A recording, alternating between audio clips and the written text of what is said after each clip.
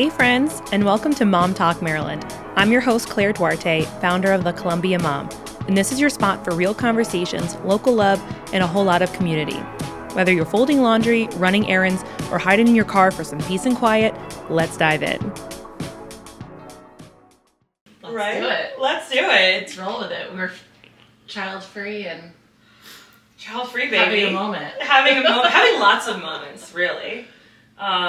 Well, I just have to say, ever since I hired you, actually, it's so funny that you were always talking about, we got to do a podcast. And I was like, yeah, I know, it sounds great. But honestly, I've been pushing it off.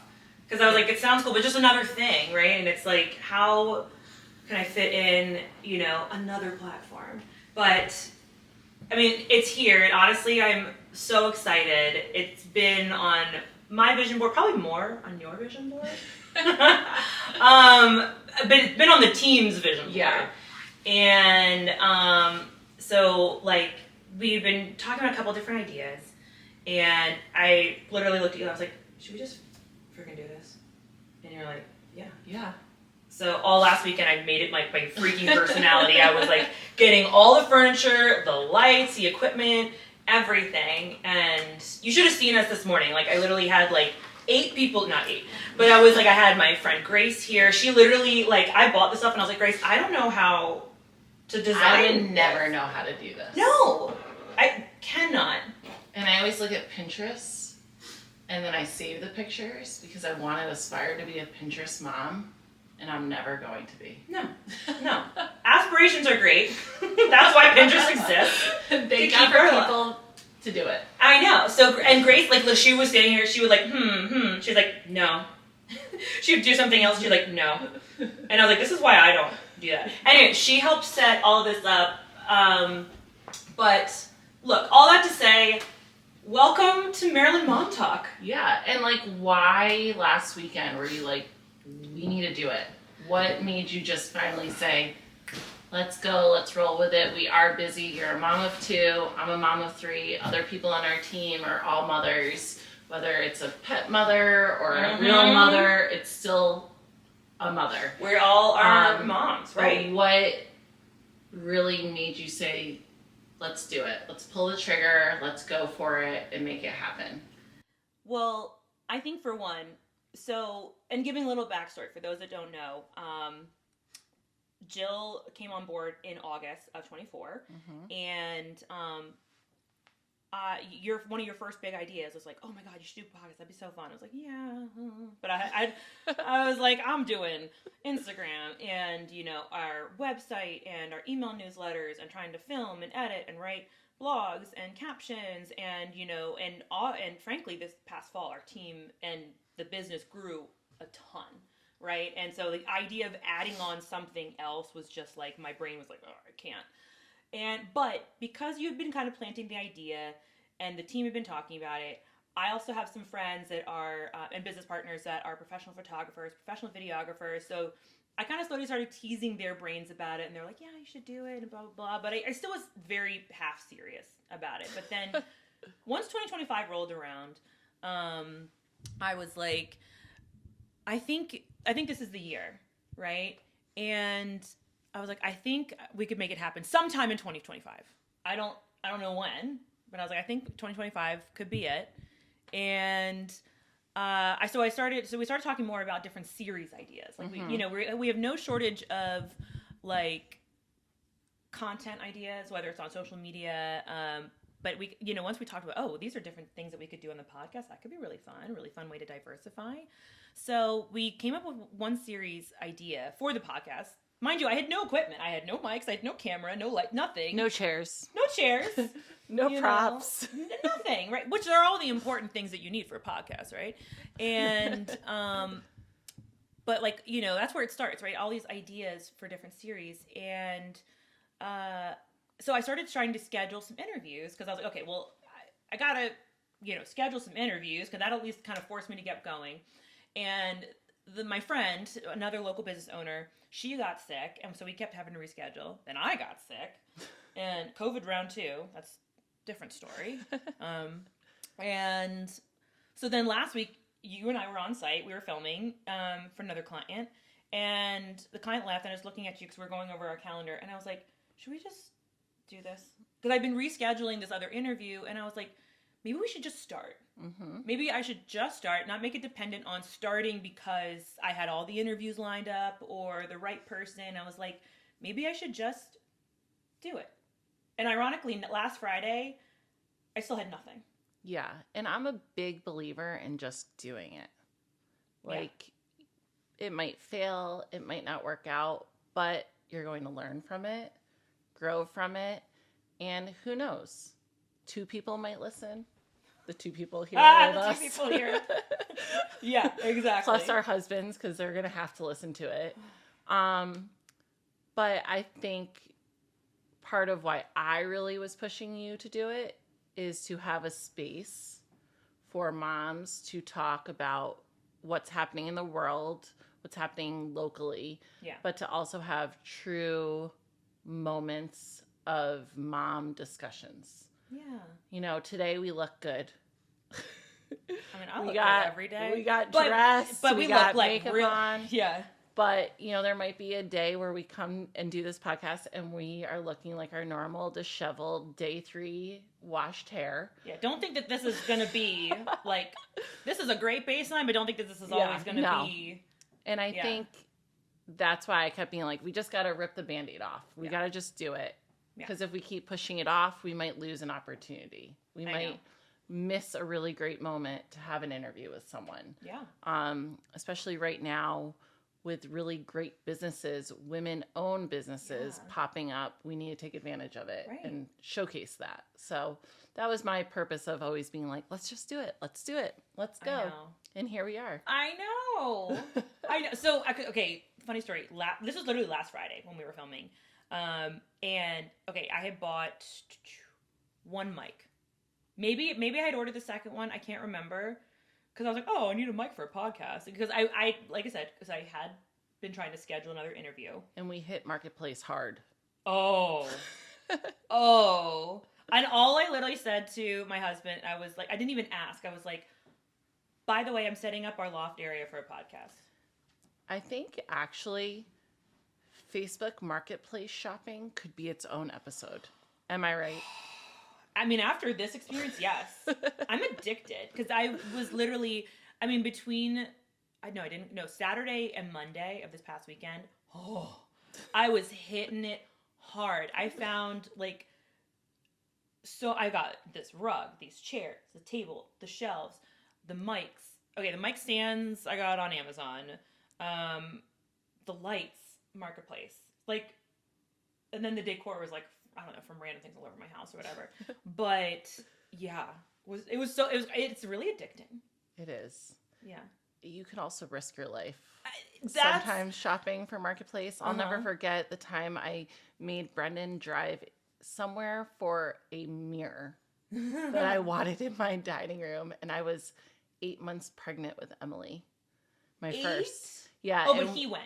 No, we went together. And he literally the whole time was just questioning my mental capabilities. Yeah. He's like, I can't believe we're doing this for a $20 mirror. But I was like, I have to have it. Yeah. I have to have it right now. Right. I wasn't craving food when I was pregnant with Emily. I just wanted the decor. So I love that. Off we went. Oh my God. Well, here's the best part. I didn't tell my husband. I think, well, maybe I said that I was going to pickups. Yeah, I said I was going to pick up, but I didn't say that it was through Facebook Marketplace because I think if he knew, he'd be like, where the heck are you going? Who are you getting it from? Blah, blah, blah. So half the time I'm just I'm just going to go. And I shared my location with a few of my friends and our team, right? I was like, by the way, I was like, I'm going to this spot to pick it up, blah, blah, blah, blah. Luckily, everyone was super nice and it was all local stuff and but yeah, it is. Oh, you know what's really funny? The tripod that my camera is on literally right now, right in Clarksville, literally right around the corner and that's funny. A lot of these places are moving or people moving or something like that, so they're getting rid of stuff. And I'm driving and I pull into the driveway. It's a long driveway and there's a freaking black snake. Oh no. And I was like, is this an omen? No. But so I stand, and the way he was like, he's like literally like crossing the road. And it's not like a deer or a squirrel where I could like honk and like make him go away, because he's a snake. And he's a snake. In my brain, I wanted to like pick up a stick and just like, like launch you. But I didn't see anything big. I did get out of my car. And I found a stick that's like this length. I was like, I'm not doing this length. I need like, to try to nudge him. And I know it's a black rat snake, right? Like, you want the black rats or those snakes because they'll eat your little critters, whatever. Sure, I have no idea what you're talking about. I don't do snakes. I don't do much outdoors either. Yeah. So unless it's sun, pool, beach. Yeah. Right. And so I try to like nudge him around, and then he like the snake like turns and like looks at me and like starts getting in his little position, and I was like, nope, nope. So I get back in the car and I was like, I'm just gonna have to wait here. I was like, I don't know what I'm gonna do.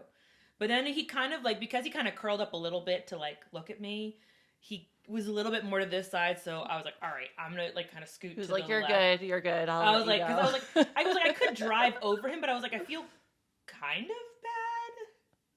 I don't know. I was like, I also don't know if this person's an environmentalist. Are they gonna like? Yeah. be No. pissed Good point. Good point. I wouldn't know what to do. I probably would have backed out of the driveway, called the person, and be like, sorry, I can't. Actually, something happened. I'll come back another day. Yeah. So, but then what was funny? I go up. I mean, he was really nice, and he says to me, "Was there a snake out there?" Because it is a long driveway, so I didn't know if he could like see from. But I think he saw a car pull in. He was like, "Why aren't they up here yet?" So I think he figured out what I was trying to do. And I was like, yeah, I was trying to get him to move over. And then he looked at me and I was like, oh, no. So I got back in the car. But anyways, so I did kind of risk my life a little bit. I guess they're not poisonous. I know, but. Well, some people have serious fears about snakes. Yeah. So, But, okay, so getting back, in case someone is listening to us and sorry watching in advance that may not know you and your brand. So you first started out with a Columbia mom. Mm-hmm. I don't know if you want to just kind of quickly talk about like why you started that aspect of your life. You are from Maryland, born and raised. I guess why did you decide a couple years ago that you were going to kind of pivot your career, what you set out to do in life back in college, to do the Columbia mom?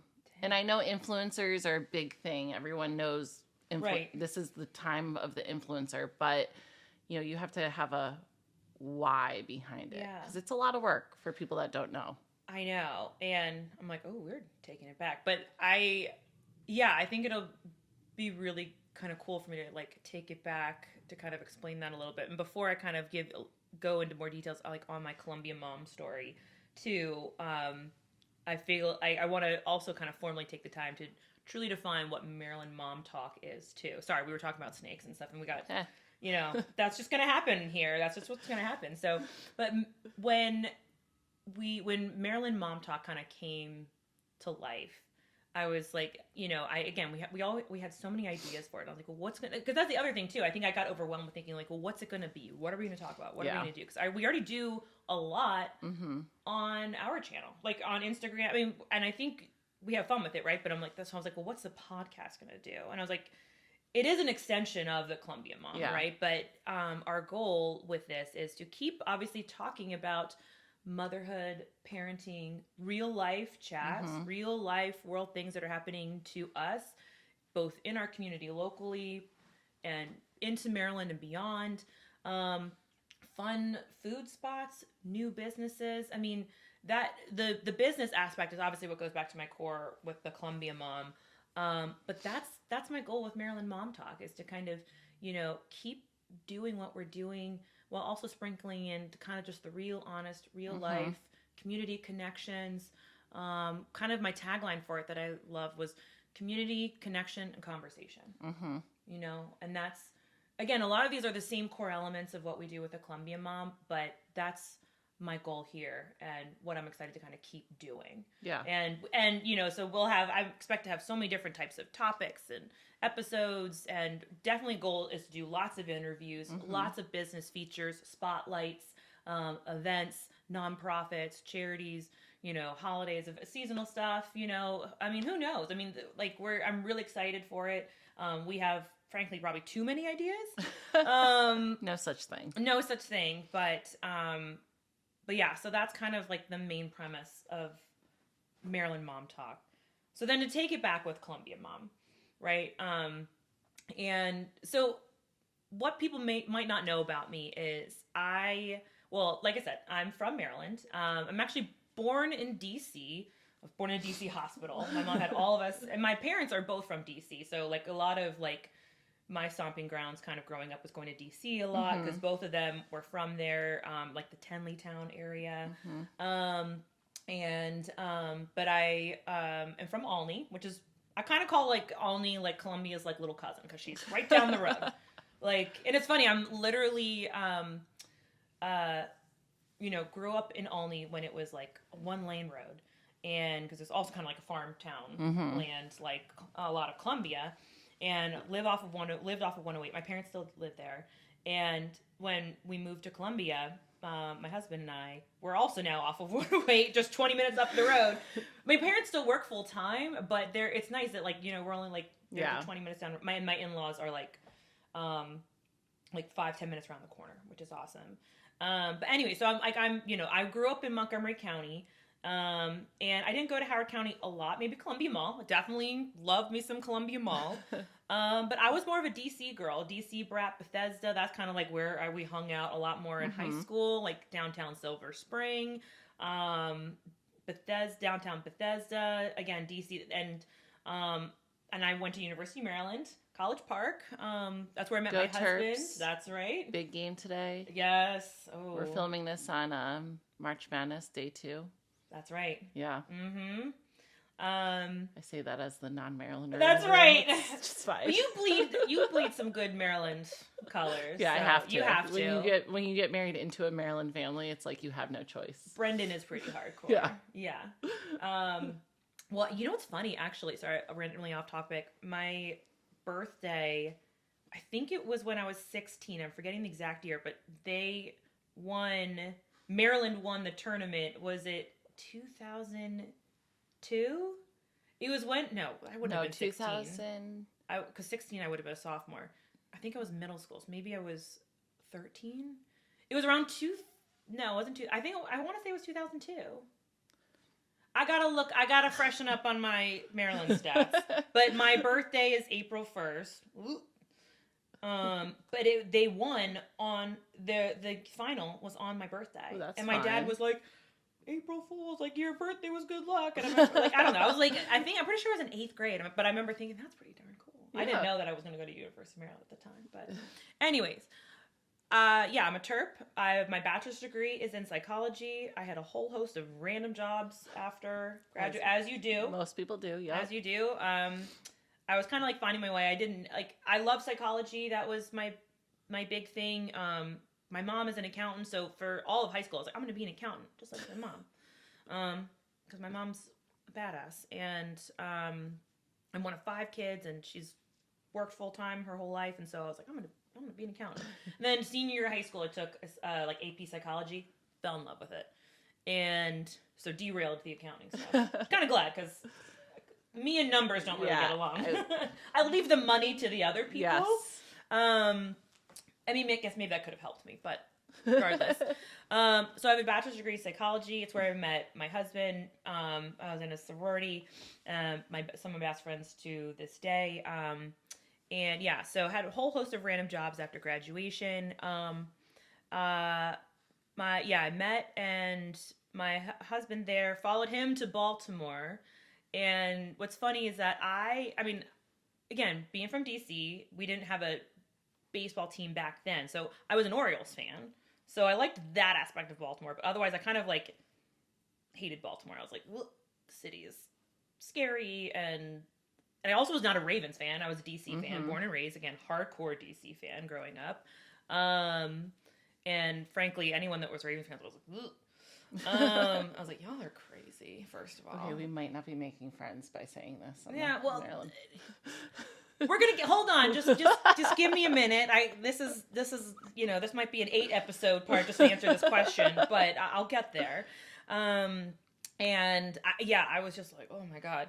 But he moved up there for school, and so naturally at 22, I followed him. Mm-hmm. And I lived in like Towson for 2 years. Again, the random job thing. Then eventually moved to the city. We lived in the city for about 10 years. And what was I gonna say? During that time, I was like, I kind of again figuring out what I wanted to do, like job-wise, career-wise, because my husband was in dental school, and I was like, he's getting his life together. What the heck am I doing? You know what I mean? So I was like, okay, I think I'm going to get my master's degree. That's what I'm going to do. I'm going to become a therapist and get my master's degree in counseling psychology, and I'll become a therapist. And so I got a part-time job that was more in the field, and I was doing community case management, essentially for a nonprofit, literally like low-income, inner-city Baltimore population, Anne Arundel County, crisis case management work, very intense, very hard. And I got my master's degree in counseling psychology from University of Baltimore. And, I worked that job for like 5 years or so.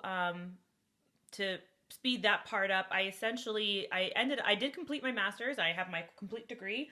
I didn't end up getting my license to become a therapist because toward the end of my program, my best friend from high school had started a business, and I was like, what is this coaching thing you're doing? Tell me about this. And she had started an executive function coaching business, and I thought it was really neat. Like, I'm not a teacher. It's not the executive function coaching you think like executive like coaching businesses or something like that. It was more executive function skills, like the life skills, like planning, time management, things like that. And I was like, that's really interesting. And blah, blah. I was like, tell me more about it. And then, long story short, I was like, that sounds really cool. So I basically kind of pivoted. Okay. So I finished my degree and went and worked for her. And I did that for another 5 or 6 years. And I loved it. And it was kind of like a nice transition from, again, the very intense work that was kind of on the clinical counseling community side, and also obviously a very different demographic. Yeah. Right? Completely different populations. But so from the time that I got the coaching job, I had just gotten married. We had my first baby in 2018. We were still living in the city. We moved to Columbia in 2019. And all the while, I had been a social media user, like all of us. I mean, I'm a full-blown millennial, right? So was hardcore on Facebook. And then when Instagram came on scene, as a user, there. How I would, if you want to like really kind of go down to brass bones, how I got my social media start was not an influencing, but if you're familiar with MLMs. Yes. Yeah. The pyramid scheme? No. Here's the thing. MLMs are not a pyramid scheme. They're multi-level marketing. Right. Because pyramid schemes are illegal. Totally. That's right. MLMs are not. But here's my formal apology to say I apologize for the things that I said when I was a Beachbody coach. And I just Beachbody is like not a thing anymore, right? It is. It also pivoted. They also had to pivot. This is not in any way a blow at Beachbody or MLMs. No, I actually love the Beachbody bar classes. I did those during COVID. Yeah. Those I were did awesome. Too. I've done, frankly, all the programs up until like 2020. Hardcore. I was, full-blown Beachbody coach. I loved it. Drank the Beachbody. Well, literally drank all the Beachbody Gatorades. But that kind of gave you that, like, because I followed a bunch of Beachbody coaches too, and that's how I found out about the bar classes and got inspired. But you kind of have to put yourself out there. You have to be talking to your audience. Yes. You have to be making these videos. You have to be getting people to join you. Yes. So that's probably how it rolled into. Yeah. So that's, and I think you kind of said it perfectly, because again, when I started Beachbody, it was like 2015 or 2016, something like that. And so back then, Instagram, I think, was on the scene, but also this was like the earlier stages of Instagram, looked very different back then. So I was heavily on Facebook And that's the majority of where MLMs were too, right? We also had less platforms. So, but eventually, during that time, Instagram was becoming more popular. Instagram was shifting. And so I eventually kind of made the shift over into Instagram. But yeah, so the same thing. I had to kind of get really comfortable quickly of making posts regularly, being really vulnerable, sharing about myself, talking to other people, talking to strangers, kind of following the Beachbody sales model and things like that. Again, apologies everywhere for hey girl messages. But Reels didn't come onto the scene until later.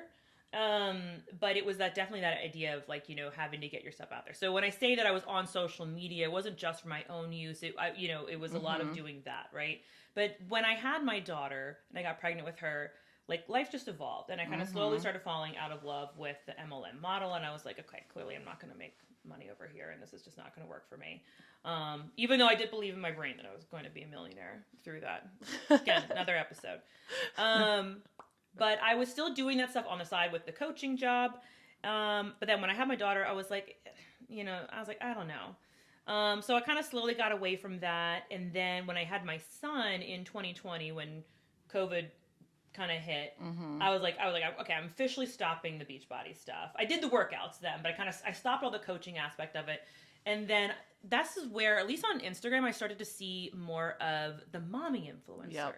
This, again, 2020, a little bit prior to that, because, I'd see just kind of everyday people posting, like, different products, and I was like, how are they getting all this stuff? I was like, everyday people, not just, and they weren't, like, massive accounts, and I was like, well, that's really cool, and, I didn't even know that they were getting paid, or if they were. I was like, it just looked really pretty, and looked really neat, and I was, again, very much influenced by products and things that I was seeing. I was like, that's kind of cool.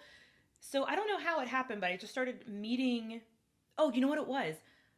This girl I know from Beachbody, she stopped doing Beachbody as well. And I saw her posting more just general mommy influencer thing, like the products and different things. So I started asking her, I was like, how did you get into that? Because like her photos were beautiful, and it kind of just like was a natural transition. And she told me about, she worked with she, I guess, met some more moms and people in her community, introduced me to this girl that she worked with as like a social media coach.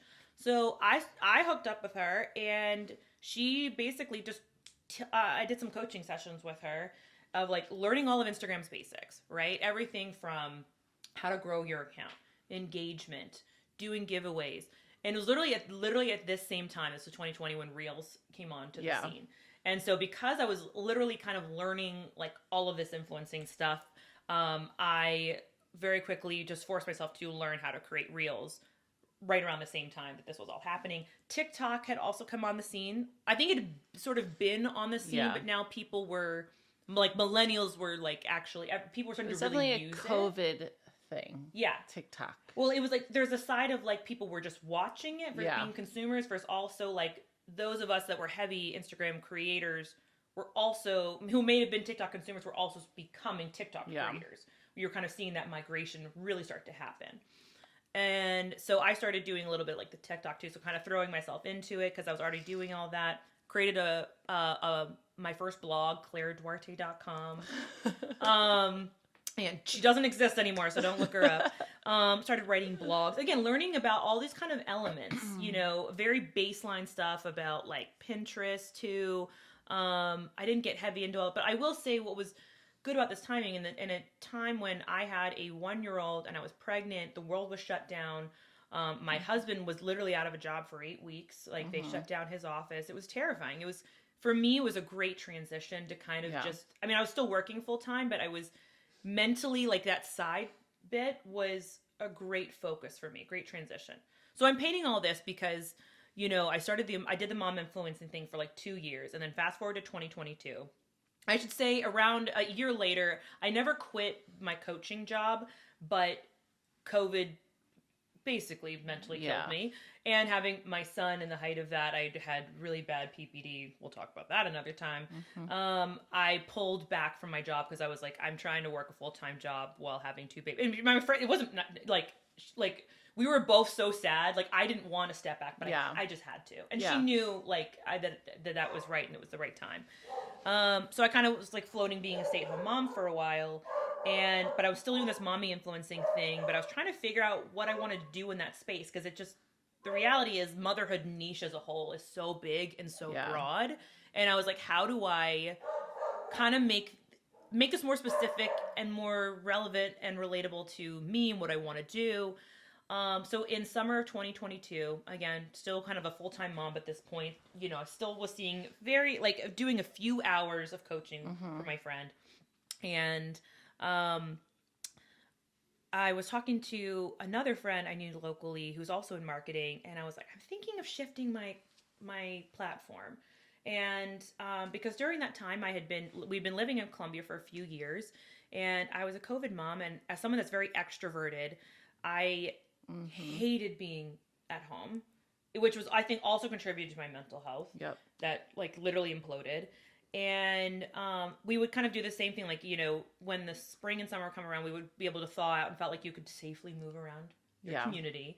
And I could get around a little bit and do some stuff with the kids, but I felt like, we couldn't do a lot, right? I mean, none of us could, right? Yeah. So, but 22 is when we started to feel safer, right? When a lot more of just the whole kind of restrictions were really being pulled back, like from the summer and then kind of into the fall, right? That was when we really felt like, okay, we can enter fall without having to feel like we're shutting down again, So it was, like I said, it coincided with the same time of like, I think I want to shift my content. I during those 2 years, 2020 to 2022, I started to, meet a few more business owners, having lived in Colombia for 2 or 3 years at that point. And there were some, local business owners, some local moms that I really loved and I fell in love with during that time. And I was like, man, Colombia is like really awesome. And I was like, there's not really any Howard County accounts on Instagram. Yeah. And well, frankly, other platforms that I saw existed. I mean, during that time, again, doing the mommy influence thing, I'd been started connecting and following more local things, but I didn't really see many. I saw, you see a lot of foodie accounts in Baltimore and DC. Yeah. But I didn't even see really many foodie accounts here in Columbia and Howard County. And I was like, just surprised. There's a lot of great stuff here. And so this is where I just started thinking more and more, and I was like pairing off different ideas. And that's how basically the Columbia Mom was born. And I went back and forth. Do I create a brand new Instagram account, or do I just kind of transition the account that I had? Because I had already grown my following from I think I got up to 2,000 something when I was doing the Beachbody stuff.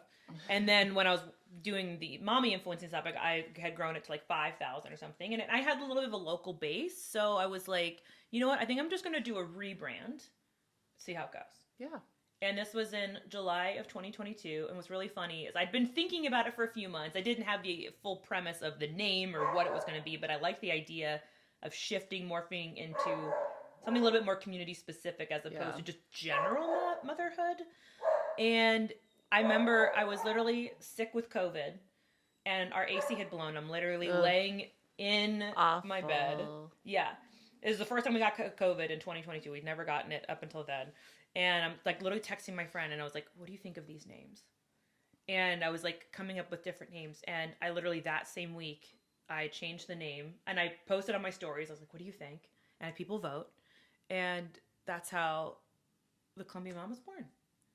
And I think it's you mentioned a lot of influencers around here are foodie influencers and drink influencers, the going out, where to go for good food and eats. And then also you have the awesome influencers of showing you the best playgrounds and the best family spots.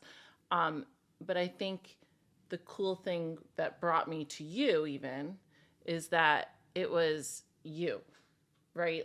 Oh, you're actually a mom. You're showing us that other side, not just yes, we make some great reels that are all edited and you know what I mean? And we can fluff it up and make it pretty, but then you're also showing the scenes of you in the car after a bad morning of drop off, and you're showing the other side of it. And I think that for me as a mom too, that was important as well, especially the local hyper influencer. Yeah. That you're not just, we are all around Maryland and we want to spread throughout Maryland, but we really focus on Howard County. There's a reason you guys decide to live here. Yeah. There's a reason my husband told me literally 2 weeks after we met, that if we were doing this, he was never leaving Maryland, and we were eventually moving back to Howard County because we met in Montgomery County. But there's something Similar about story. this area that people Yes. really connect and love. Yes. And I think that's a cool part of the Columbia Mom, Yeah. is it's really focused on the love of this community. Yes. And exactly. And I was like, I wanted to, I shouldn't say put Columbia on the map, but like really showcase her. Yeah. I'm calling her. I don't know. I just, Why not? for this, she's her. I wanted to really highlight. I was like, because Howard County is sandwiched in between Baltimore and DC, and I was like, there's so much awesome stuff that happens here. And one other thing that I'll kind of say is that when I first was working with that Instagram coach, she's like, you got to niche down, you got to be specific. Yeah. And that's what everyone still says. That's still important. Yeah. And a big thing was pillars, but we've sort of gotten away from the pillar approach, though it's still kind of a thing. But I remember thinking, I was like, well, I don't want to be foodie because I was like, I love food. Trust me. We will be talking. We love to eat. That's a main thing. But I was like, I knew that you needed very high level kind of equipment to make that stuff look good. And I was like, I have my phone, but like you need lights and you really need good equipment regularly and have strong video skills for that. And I didn't want that to be just my focus. And I didn't want to be just mommy because I don't know, for me, I'm like, well, yeah, mommy's great. And mommy is who I am and a part of my day, but it's not my only identity. Yeah. I like to go out and have fun and, be silly and weird. So when I first pillared it, I did food, family, and fun. Fun kind of catches a whole lot of things. Everything from actual fun, events, concerts to that was my angle in of like, this is how we can kind of look at and meet and spotlight more businesses. Yeah, definitely. And it's still, I've kind of gotten away from the exact pillared approach, but that's still the really core of who we are and what we do and the premise of the Columbia Mom. Awesome. Well, I think now I have some this or that for you. Are you ready? I'm ready. Let me open my phone. You got to have the 8,000 number code when you have kids so they can't get into your phone. Right?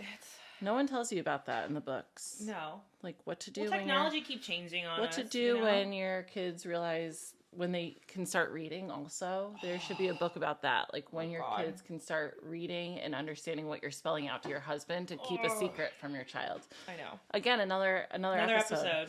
All right, so we covered the purpose of this, the origin of the Columbia Mom, and because you are born and raised Marylander, DCer. Yep. I'm going to do a little this or that, or would you rather, Maryland edition. Let's do it. All right. Ocean City or Deep Creek? Ocean City. Okay. Crab cake or pick crabs? Oh, pick your crabs. Okay. Yeah. I'm a crab cake girly. They're both great. This is the real Maryland in me. There's something about, just sitting there and picking crabs. Yeah, I like to sit there and do it, but I like someone else to pick. I don't hate that either. Trust me. Then I'll eat it. My father-in-law's a machine. So, oh, God.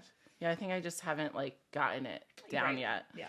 All right, explore Inner Harbor or take a scenic walk around Annapolis.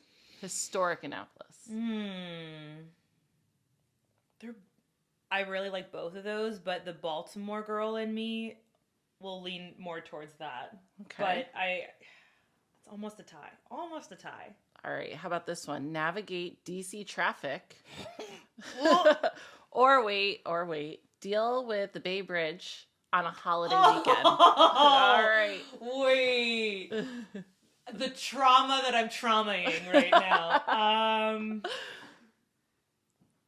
Bay Bridge, because at least I'm going to be excited once I get over that bridge.